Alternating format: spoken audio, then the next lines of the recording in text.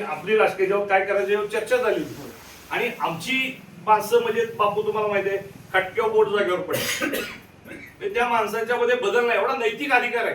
गोरखा शिंदेला विचारा त्या माणसाला किरकोळ जरी कुठला काम असलं आपल्या इथल्या गावातल्या कुठल्याही माणसाचं तर मी त्याला कधी टाळत नाही. माझ्या वेळ असला तर मी तिथपर्यंत जातो पोचतो त्याचं ऐकतो आणि तो कुठल्या पार्टीचाही मी बघत नाही. ही सगळ्यात महत्वाचा विषय आहे. त्यामुळे लोक एवढे आपल्याला प्रेम देतात, हे लोक आपल्या बरोबर एवढे राहतात, त्याला कारण ती आहे. लक्षात घ्या. माझं असं म्हणणं आहे की आपण ठीक आहे आपल्याला भविष्यानं अरविंद आपल्याला पुढे जाऊन राजकारण चांगल्या पद्धतीचं स्वच्छ राजकारण करायचं आणि ते राजकारण रीत करायचं आहे. आणि सगळ्यात महत्वाचं त्याची रिहर्सल ही चालू आहे. तुम्ही इथं ताकद दाखवली तर पुढे ताकद लागणार आहे. हिथं ताकद कमी झाली तर पुढे आपण पंक्चर होऊ, ही गोष्ट लक्षात घ्या. त्यामुळं जे पुढं राजकारण आमच्या राजकारणात जे पळतं त्यांना आता या ठिकाणी आपल्याला बाप दाखवण्याचं श्राद्ध घाल अशा पद्धतीनं जावं लागेल. आपल्याला आपली मतं दाखवावी लागतील तर तुमच्यावरती लोक विश्वास ठेवतील. नाहीतर उद्या ग्रामपंचायतीला यांचं येत नाही आपण बरोबर आहे का, यांच्या मागे जाऊन काय फायदा नाही. एक गट असा असतो की निवडून येणाऱ्याच्याच मागे जातो, प्रत्येक गावात असतो.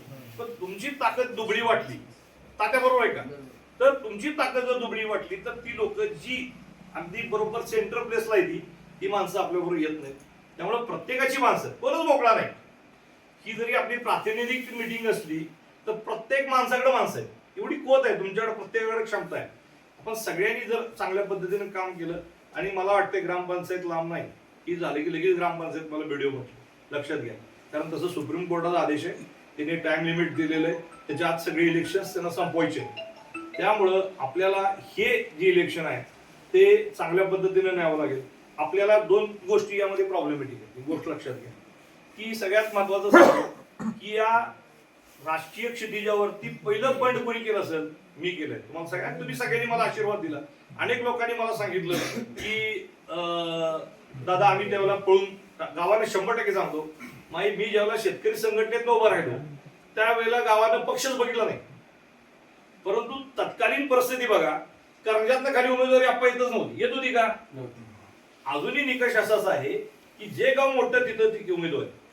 आज मी खरं तर सुनील दादांना धन्यवाद देतो किंवा त्यांना मी त्यांचं अभिनंदन करतो. छोट्या गावातनं त्यांना उमेदवारी जिल्हा परिषदची मिळाली.